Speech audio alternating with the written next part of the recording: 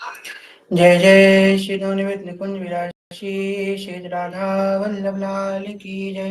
महाप्रभु श्री चंद्र जो महाराज की जय।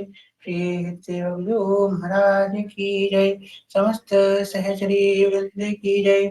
श्री वृंदावन धाम की जय। श्री यमुना रस रानी की जय।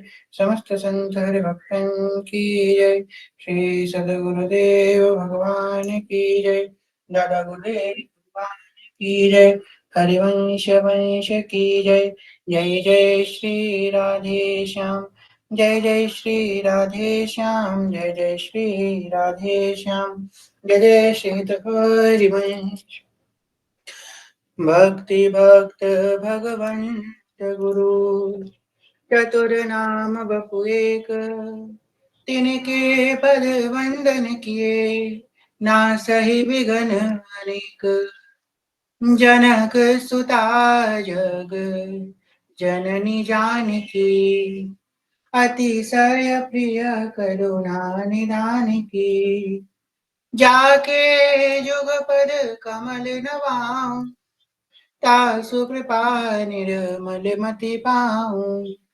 मखेश्वरी क्रियेश्वरी स्वधेश्वरी सुरेश्वरी त्रिवेद भारतीश्वरी प्रमाण शासनेश्वरी रमेश्वरी क्षमेश्वरी प्रमोद काननेश्वरी ब्रजेश्वरी ब्रजाधिपे श्री राधिके नमोस्तुते।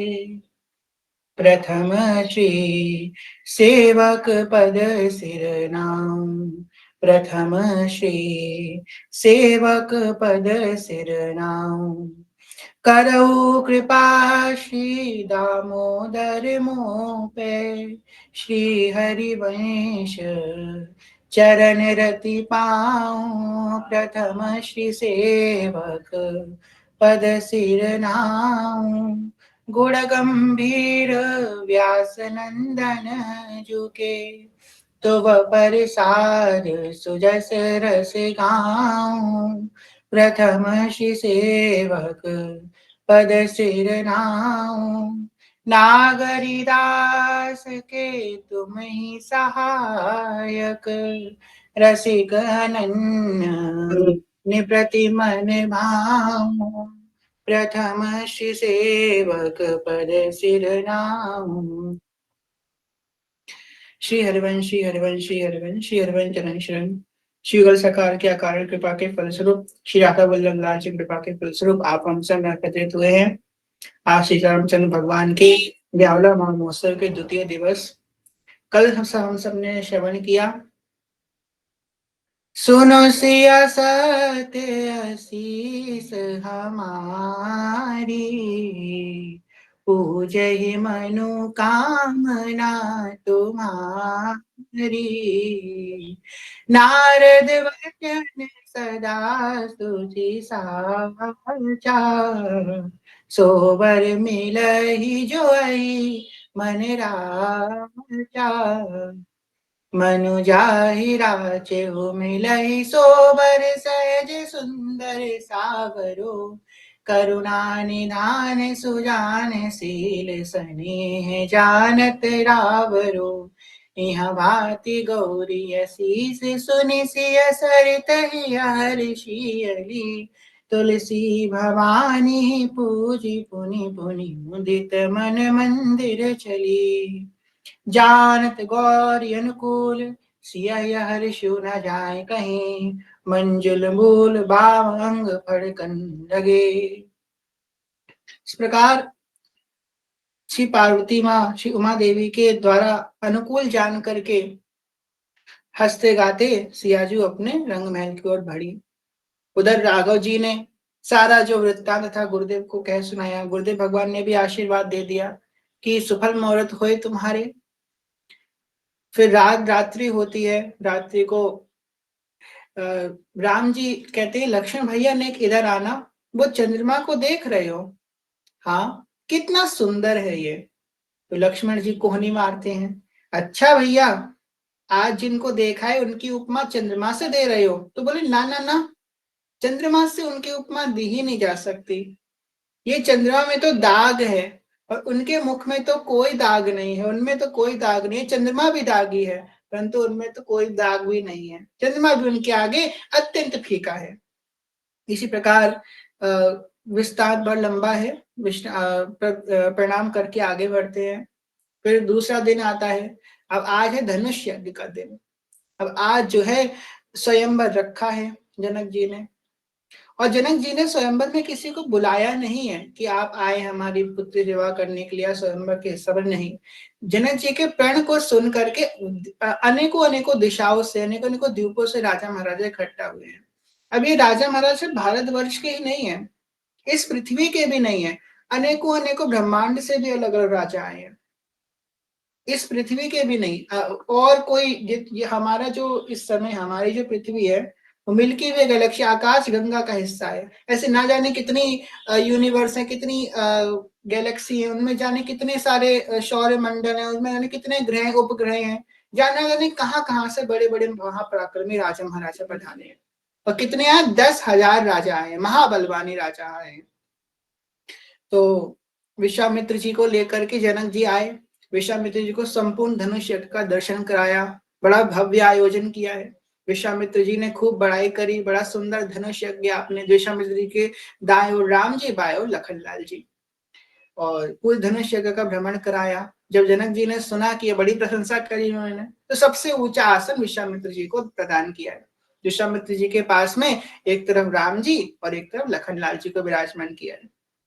धनुष यज्ञ प्रारंभ करते हैं जनक जी, और जनक जी अपने सिपाहियों से, जो उनके मंत्री आदि हैं इत्यादि, उनसे कहते हैं कि घोषणा कर दी जाए। क्या घोषणा कर दी जाए?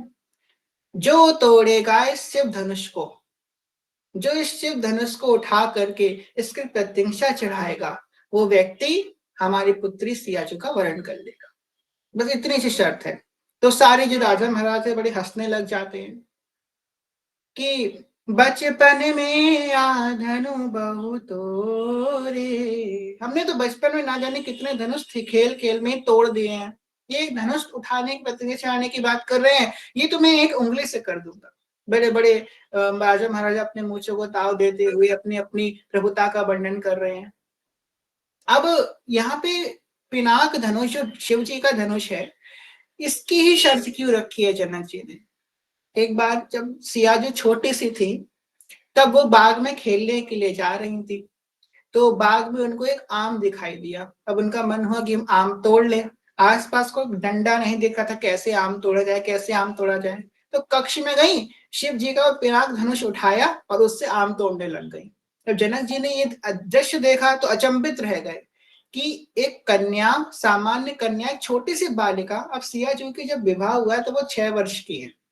6 वर्ष की जब उनका विवाह हुआ, आप सोचो जब वो कितनी छोटी होंगी जब उन्होंने धनुष उठा लिया होगा। तो इतनी छोटी बालिका ने धनुष कैसे उठा लिया अपने हाथ में? ये देख के वो समझ गए कि ये कोई सामान्य बालिका नहीं है, हमारे घर में साक्षात श्री का अवतार हुआ है, साक्षात महालक्ष्मी ही हमारे घर में अवतरण ली है। इस बात से जनक जी ये बात जान गए, ये जब लक्ष्मी ने अवतरण लिया तो कहीं ना कहीं नारायण भी आए होंगे। अब जनक जी ने सोच लिया कि ये जो धनुष जब लक्ष्मी ने उठाया है तो नारायण भी उसे उठाएंगे आकर के। तो नारायण के दर्शन की अभिलाषा है, जनक जी ने ये कार्य रखा कि इनमें से कोई ना कोई नारायण जरूर होंगे। जब वो धनुष उठाएंगे तो मैं जान जाऊंगा कि नारायण है और मैं उनके दर्शन कर लूंगा। इसी इच्छा से जनक जी ने शर्त रखी है। सब मंत्रियों ने ऐलान किया कि धनुष का पतंगा जो चढ़ाएगा वो सिया जी को वन ले जाएगा। उधर मैना देवी को नेत्रों से इशारा किया और सखियां लेकर के सिया जी को आ रही हैं। आवत श्री वृष भानु दुलारी, रूप राशि अति चतुर शिरोमणि, अंग अंग सुकुमारी, आवत श्री वृष भानु दुलारी, सज के चली राधा प्यारी, अरे राधा प्यारी। मोटी मोटी अखियां बड़ी सलोनी, काजल रेख सवारी, अरे राधा प्यारी। सियाजू आ रही हैं, नूपुर की ध्वनि, वस्त्राभूषणों की ध्वनि झंकार से। जैसे सब राजाओं ने उनकी तरफ देखा, मंत्र मुक्त हो गए। पूरी सभा के नर नारी अपने होश को खो बैठे, अपने अस्तित्व को भूल गए। इतना महासुंदरता की राशि, श्री प्रिया जी के सौंदर्य को देख, नक्श छटा को देख करके सब मतवाले हो गए हैं, भूल गए हैं कि उनका अस्तित्व क्या है क्षण भर के लिए। फिर सिया जी जाकर के अपनी माँ के बगल में बैठ जाती है, जयमाल हाथ में पकड़ी है। तो सबसे पहले एक राजा उठता है कि अरे मैं अभी खेल खेल में एक उंगली से इस धनुष को उठा लूंगा। कोई कहता है अरे तुम उंगली लगाओगे, मैं तो फूंक मार के इस धनुष को उठा दूंगा। तो कहता है तुम फूंक मत मारो, मेरे तो नेत्रों में इतना तेज है कि मैं नेत्रों से देखूंगा और ये खड़ा हो जाएगा। इत्यादि इत्यादि सब अपने शौर्य का वर्णन करते हैं। एक राजा उठता है, गोस्वामी जी वर्णन करते हैं कैसे उठता है। अपने धोती को संभालता है, थोड़ी कसरत करता है, मूंछों को ताव देता है और जे आगे बढ़कर अपने इष्ट को प्रणाम करता है। हे इष्ट, आज मेरी लाज रखिएगा, धनुष को उठा देना। अपने इष्ट को प्रणाम कर रहा है। अब वो अपने इष्ट को प्रणाम कर रहा है, आगे जो 9,099 राजा बैठे हैं वो अपने अपने इष्ट को प्रणाम कर रहे हैं कि भाई इसका धनुष मत उठवाना।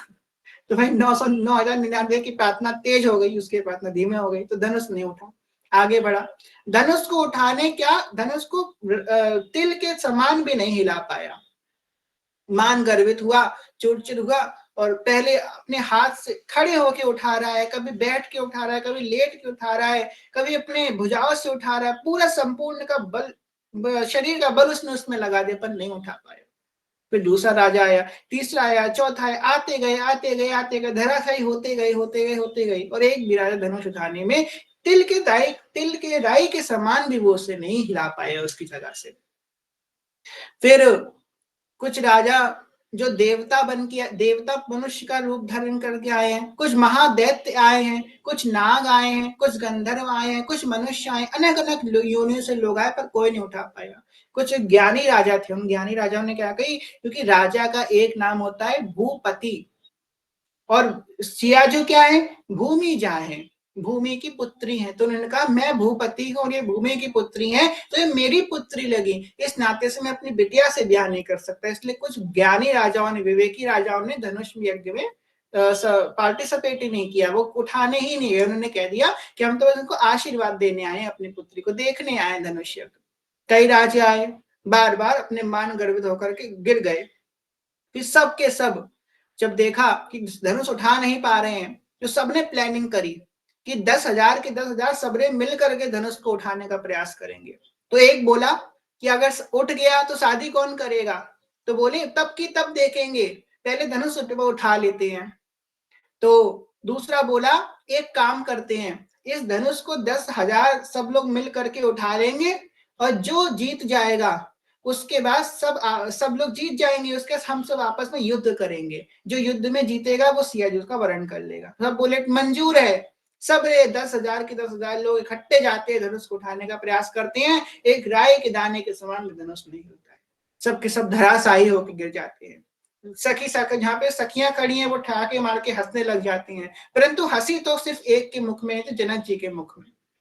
जनक जी बड़े निराश हो गए, सारे राजा अपना मुख नीचे करके लज्जामान होकर के बैठे हैं सभा में, कोई कुछ बोलने लायक नहीं है। जनक जी खड़े हुए सभा में और बोलने लगे, अगर मुझे पता होता कि इस वसुंधरा में कोई वीर ही नहीं बचा है तो मैं यज्ञ ही ना रखता।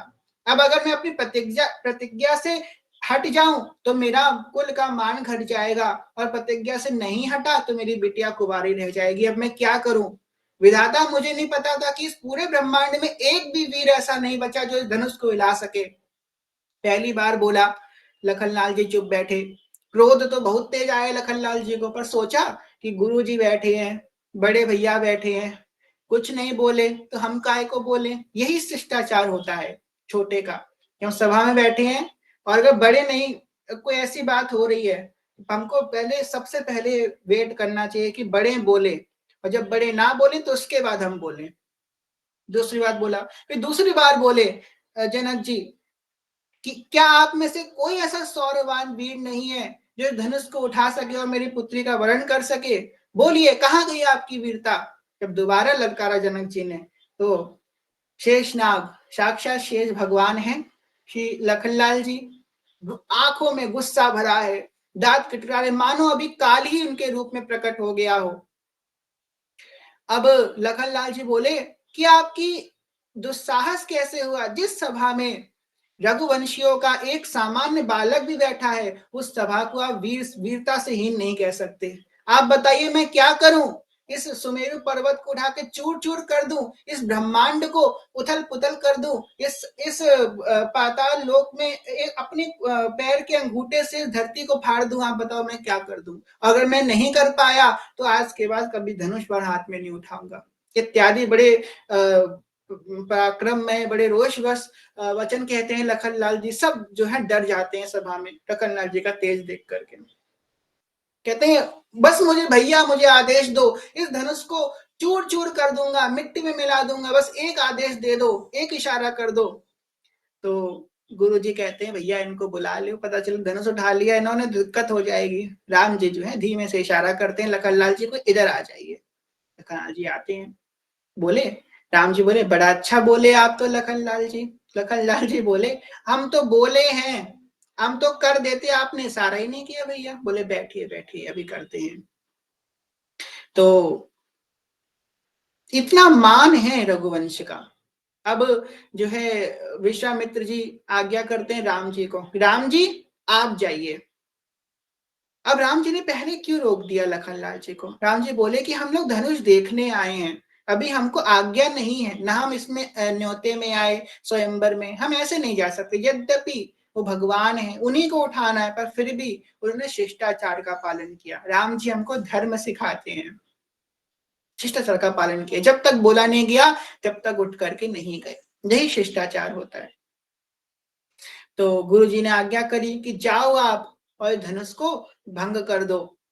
जैसे ही गुरु जी ने आज्ञा करी, राम जी सहज भाव से उठे। अब जो बाकी पराक्रमी राजा थे वो हंसने लगे, अरे हम इतने महाबली हैं, चक्रवर्ती सम्राट हैं, हम नहीं कर पाए तो ये छोटे से बालक, ये तो कुसुम कली के समान कोमल कोमल से छोटे छोटे से बालक है, ये कहां से कर लेंगे।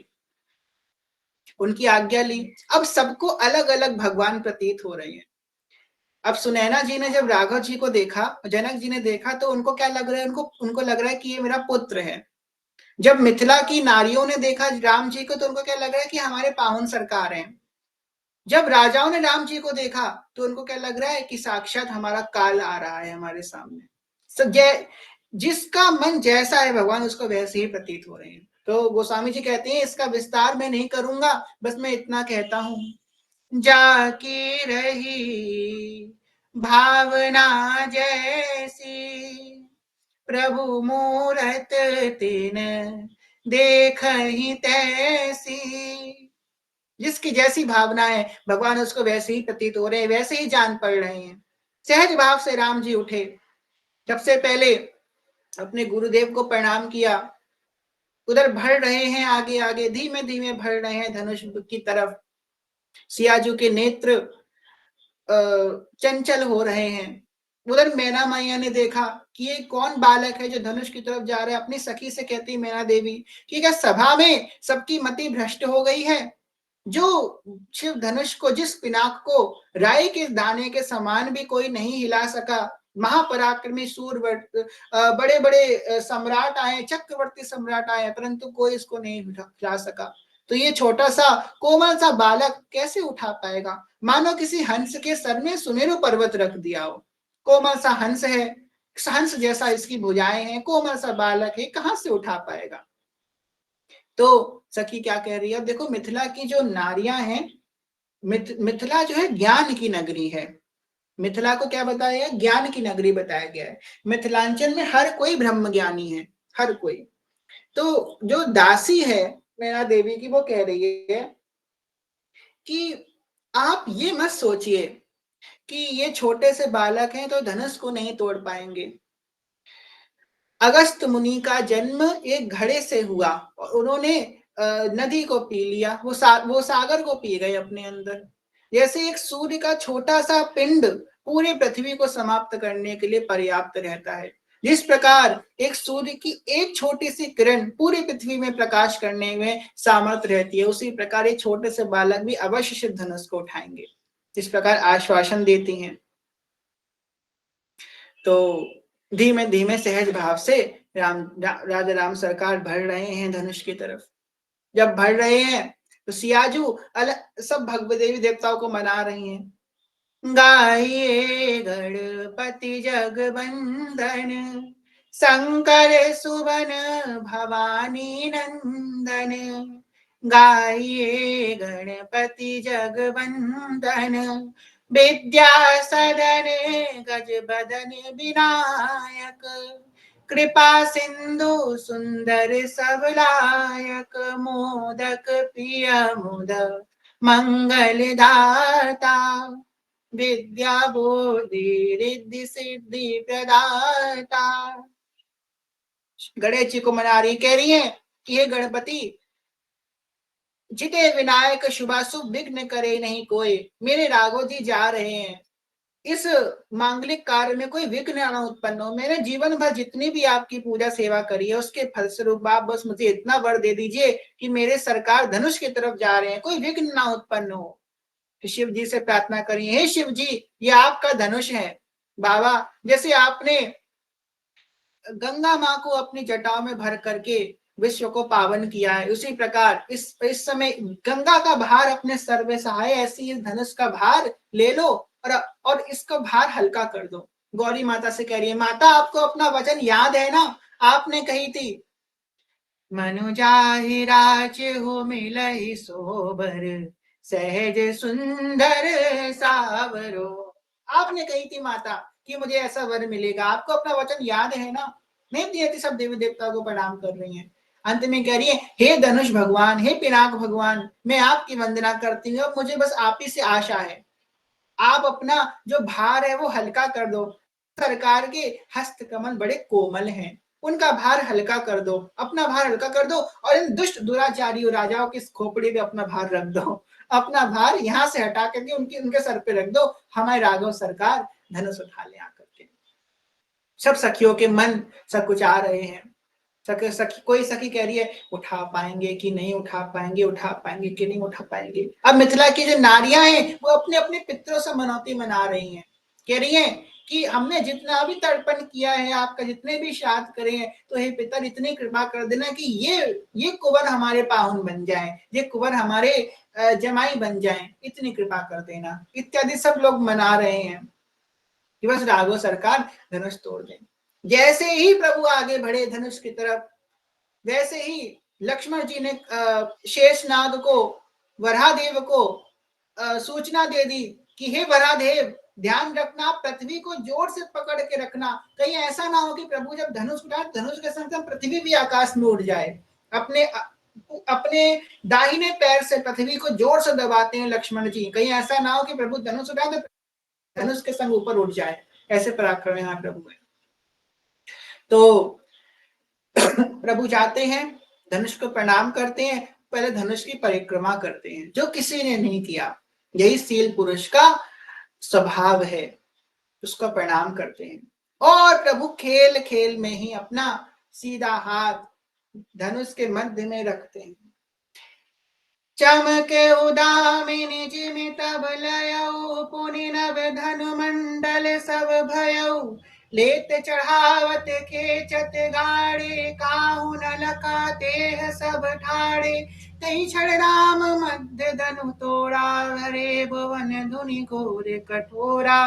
भरे भुवन धुनि घोर कठोरा, भरे भुवन धुनि घोर कठोर। भरे भुवन घोर कठोर, रव रवि बाज तरि मारिच चले। चक्करे दिग्गज डोर, महियहि कोल कुमर कर मरे। सुर असुर मुनि कर कान दीने, सकल विकल विचारहि। कोदंड खंडे राम तुलसी, जयति बचने उचारहि। हाँ, जयति बचने उचारहि। श्री सीतारामचंद्र सरकार की। अब भगवान ने उठाया धनुष, जितनी देर में बिजली चमकती है उतनी देर में उठाया, चढ़ाया और तोड़ दिया। कोई देख ही नहीं पाया कि कितनी देर में क्या काम हो गया। सरकार ने धनुष भंग कर दिया। सारे जो राजा थे धक्क रह गई, सबके देखते रह गए, किसी ने कुछ नहीं देखा। बस एक शब्द सुनाई दिया जो अत्यंत भयानक था। सबने अपने अपने कान बंद कर लिए। शेष ने अपनी पूरी ताकत से पाताल को खींचा, मानो पाताल उठने ही वाला है। भगवान ने धनुष भंग कर दिया। सखियां गा रही हैं, तुम उठो सिया श्रृंगार करो, अब धनुष राम ने तोड़ा है। तुम उठो सिया श्रृंगार करो, अब धनुष राम ने तोड़ा है। तोड़ा है हाँ तोड़ा है, सीता तेरा का तोड़ा है। तुम उठो सिया श्रृंगार करो, अब धनुष राम ने तोड़ा है। शीश सिया के चूनर सोए टीके की छवि न्यारी है। शीश सिया चुके चुनरी सोए टीके की छवि नारी है। हाँ नारी है, हाँ नारी है, सिया को जाने की प्यारी है। नारी है हाँ नारी है, रघुवर को जाने की प्यारी है। तुम तो सिया श्रृंगार करो, धनुष राम ने तोड़ा है। हाथ सिया के चुनरी सोए कंकन की छवि नारी है। हाथ सिया चुके चूड़ा सोए कंकन की छवि नारी है। न्यारी है भली नारी है, रघुवर को जाने की प्यारी है। तो सिया श्रृंगार करो, धनुष राम ने तोड़ा है। कमर सिया झुके तगड़ी सोए झुमके की छवि नारी है। कमर सिया झुके तगड़ी सोए झुमके की छवि नारी है। न्यारी न्यारी क्या कहिए, रघुबर ताने की प्यारी है। तुम तो सिया श्रृंगार करो, अब धनुष राम ने तोड़ा है। पैर सिया झुके पायल सोए बिछिया की छवि नारी है। महावर की छवि नारी है। नारी है हाँ नारी है, रघुवर को जाने की प्यारी है। तुम उठो सिया श्रृंगार करो, धनुष राम ने तोड़ा है। सियाजू भर रही हैं धीमे धीमे मंद मंद चाल से। छोटी सी कुमारी हमारी सिया ठकुरानी जो हाथ में जयमाल लिए हैं, दूल्हा सरकार खड़े हैं।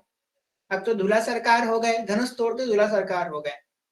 धीमे धीमे भर रहे, सियाजू बड़ी सकुचा रही हैं, आगे खड़े हो गए आकर। अब सखियों की पार्टी चालू।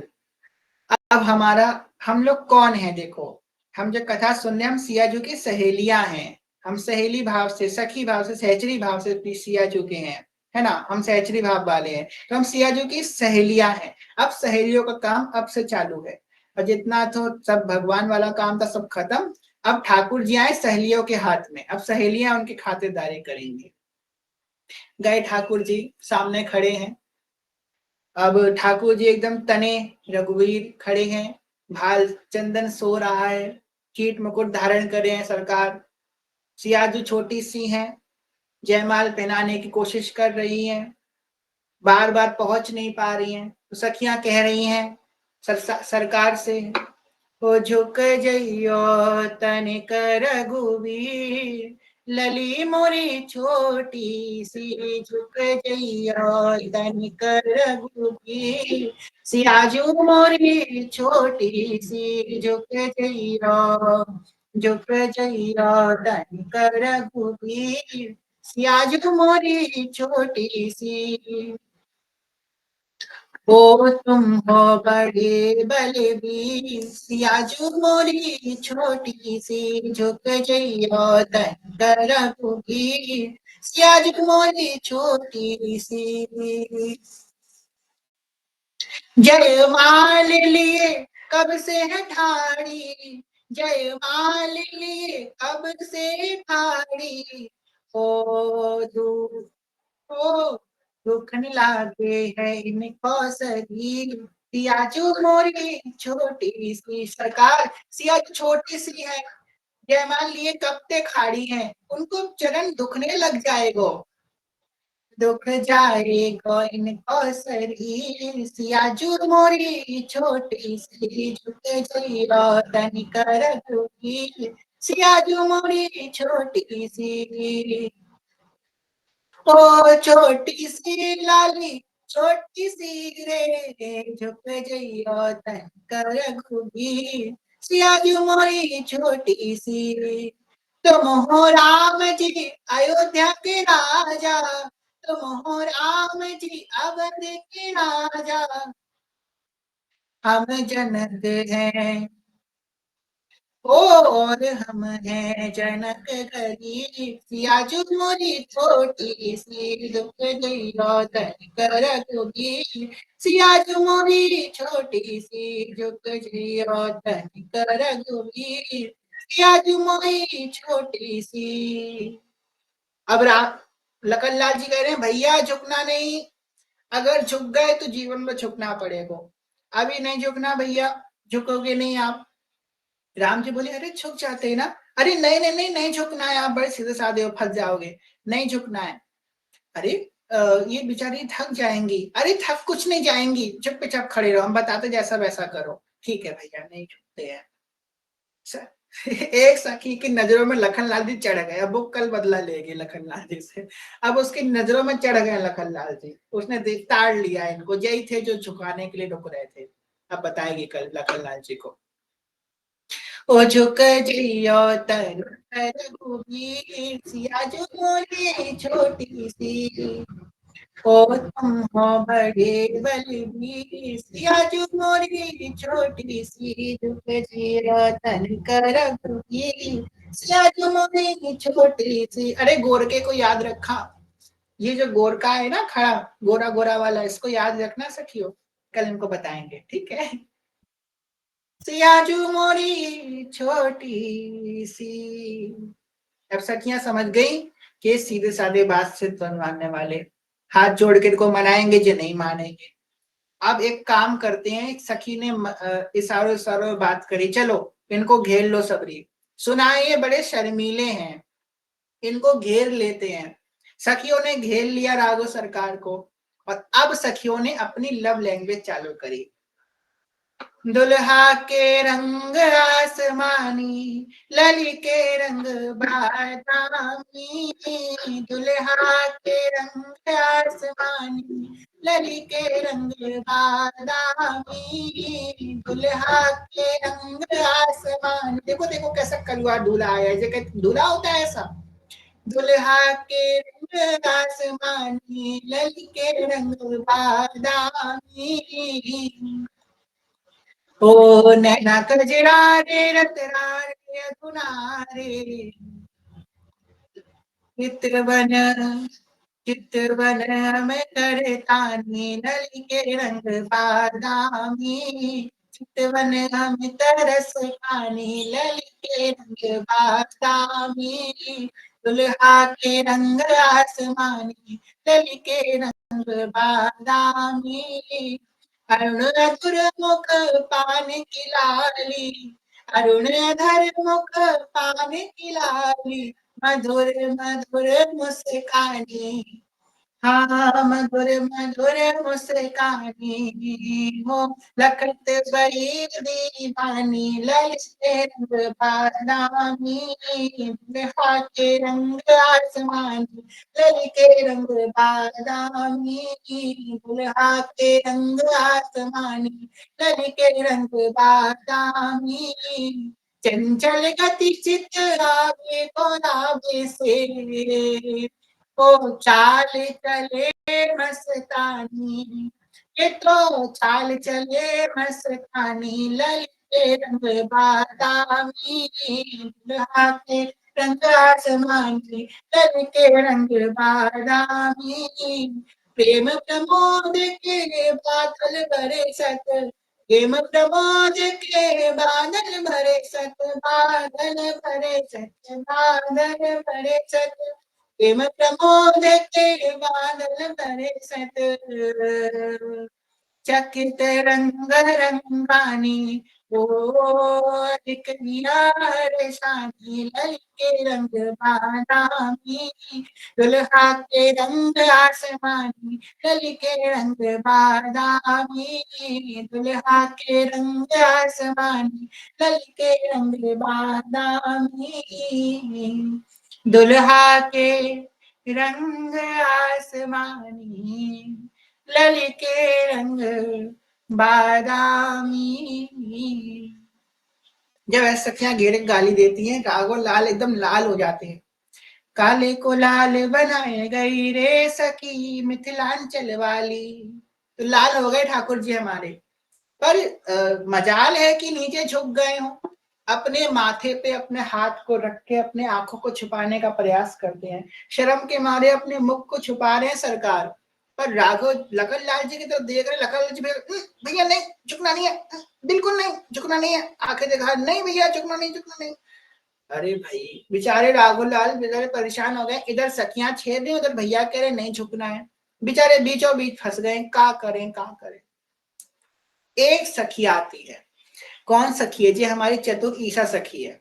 तो जाती है राघव लाल के कंधे पे हाथ रखती है और कहती है, अच्छा आपको पता है हमारे मिथिला में ऐसे पत्थर लगे जमीन पे कि उसमें अपने चेहरा देख सकते हो। राघव लाल बोले, हैं ऐसा तो कोई पत्थर नहीं होता इसमें चेहरा देख सके। अरे अरे देख सकते हो, अरे मैंने ब्रह्मांड बनाया है, ऐसा कोई पत्थर ही नहीं इसमें अपना चेहरा देख सकते हो, अरे देखो तो। झुकते हैं राघव लाल, देखो देखो देखो देखो देखो, उधर सियाजू ने जयमाल डाल दी, बोलो सीता रामचंद्र सरकार की जय। इसी बात से सियाजू ने जयमाल डाल दी। मगन भई मिथिलानी ललके रंग बादामी, मगन भई मिथिलानी ललके रंग बादामी, दुल्हा के रंग आसमानी ललके रंग बादामी, दुल्हा के रंग आसमानी ललके रंग बादामी।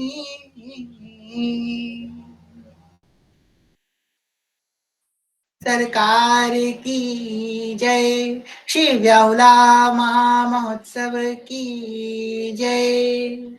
इस प्रकार सियाजू ने जयमाल दे दी ठाकुर जी के गले में। सब राजा धन सभी आशीर्वाद दे रहे हैं, मुदित हो रहे हैं, गंधर्व नृत्य कर रहे हैं, पुष्प वृष्टि हो रही है, सरोवर कुसुम से भर गए हैं, सब कमल ने अपना पराग हवा में छोड़ दिया है, त्रिविध समीर बह रही है, सब सखियां नाच रही हैं, सब सखियां जो है नृत्य कर रही हैं, आनंद मना रही हैं कि प्रिया प्रीतम का मिलन हो गया है। अब जब ब्याह तो हो गया है, ना मैया है ना भैया है ना पिताजी हैं राघव लाल के, सब वहीं पे हैं अयोध्या, पता ही नहीं है विवाह हो गया, कुछ नहीं पता उनको। तो विश्वामित्र जी पत्र भिजवाते हैं भाई कि ऐसे ऐसे है, स्वयंवर में गए थे, धनुष भंग कर दिए हैं, अब जो है इनका विवाह होने वाला है, आ जाइए। उधर दशरथ जी हर्ष उल्लास से अपनी बारात को तैयार करते हैं, चलो ले चलो बारात को। अब ये बारात ऐसी, इसमें दूल्हा ही नहीं है, बिना दूल्हे की बारात होती है कहीं, दूल्हा तो मथुरा में बैठा है तो बारात काहे की आएगी, अब बिना दूल्हे की बारात जाएगी। तो कल देखेंगे हम लोग बिना दूल्हे की बारात कैसे जाती है। मेरे राम जी की अजब बारात अवध से मिथिला चली, मेरे राम जी की अजब बारात अवध से मिथिला चली। तो देखा जाएगा कल, कल सखियां छेड़ेंगी, गरियाएंगी, प्रिया प्रीतम का बाहुला होगा। कल की कथा हम लोग विस्तृत रूप से सुनेंगे, सीताराम जी का बाहुला होगा, और फिर हम लोग अपना जो सखियन की ओर ऐसी है जो ब्याहुला है वो हम लोग कल गान करेंगे, पूर्ण ब्याहुला भी। तो सब लोग आइएगा सज धज के, जो मिथिला वाली हैं वो गाड़ी तैयार करके आएंगी, और जो अवध वाली हैं, अवध बारे अवध वाली जो भी हैं, सबरे जो तैयार होकर के आएंगे गाड़ी सुनने के लिए। ठीक है, चलो तो आज कथा को यहीं विश्राम करते हैं। कहने सुनने के भूल चूक क्षमा करेगा, सभी से प्रेम में ज्ञान है भक्ति है, बहुत छोटे हैं भूल चूक क्षमा करेगा, आप सभी के चरण का नाम बांझ कल्पतरुभ्यश्च कृपा सिंधुभ्येव च पतितानां पावनेभ्यो वैष्णवेभ्यो नमो नमः। जय जय श्री नवनिधि निकुंज विलासी श्री राधा वल्लभ लाल की जय। महाप्रभु श्री जलवंश जो महाराज की जय। श्री सेवक जो महाराज की जय। समस्त सहचरी वृंद की जय। श्री वृंदावन धाम की जय। श्री यमुना रस रानी की जय। समस्त संत हरि भक्तन की जय। श्री सदगुरुदेव भगवान की जय। दादा गुरुदेव भगवान की जय। हरिवंश वंश की जय। कि अवध बिहारी बिहारी सरकार की जय। जय जय श्री राधे श्याम, जय जय श्री राधे श्याम, जय जय श्री राधे श्याम, जय जय श्री हरिवंश, श्री हरिवंश, श्री हरिवंश, श्री हरिवंश जय जय श्री हरिवंश। आप लोग एक बात बताएं, आप लोगों ने दर्शन करे होंगे हमारे अयोध्या में राजा राम सरकार विराजमान, किसने किसने दर्शन करे हैं? हैंड रेस कीजिए। अभी 3-4 दिन पहले विराजमान हुए हैं, मतलब अब परसों विराजमान हुए हैं, 2 दिन पहले राम दरबार हमारे अयोध्या धाम में विराजमान हुए। 2 लोगों ने करे हैं बस दर्शन, और किसी ने नहीं करे। हमने ग्रुप में भेजे भी थे आप लोगों को, चलिए जाके दर्शन कीजिएगा। तो जिस दिन सरकार विराजमान हुए हैं उसके दूसरे दिन से अपने कुंज में ब्याहुला प्रारंभ हुआ। तो मने भाव आया कि सरकार ब्याहुला की कार्य प्रकट हुए हैं कि अब मैं जल्दी प्रकट हो गया हूँ, मुझको ब्याहुला भी जल्दी जल्दी करा दो तो जोड़ी बन जाएगी हमारी। तो सरकार इसीलिए प्रकट हुए हैं। तो उसी उन्हीं अवध बिहारी सरकार की भाव से ही हम लोग ये ब्याहुला में प्रवेश करेंगे। ठीक है, जय जय श्री हरिवंश। श्री जी को शयन करवाते हैं। श्री हरिवंश, श्री हरिवंश, जय श्री हरिवंश। अखियों में नींद भरे आई प्रिया प्रीतम जुगे, नैनन में नींद भरे आई प्रिया प्रीतम जुगे।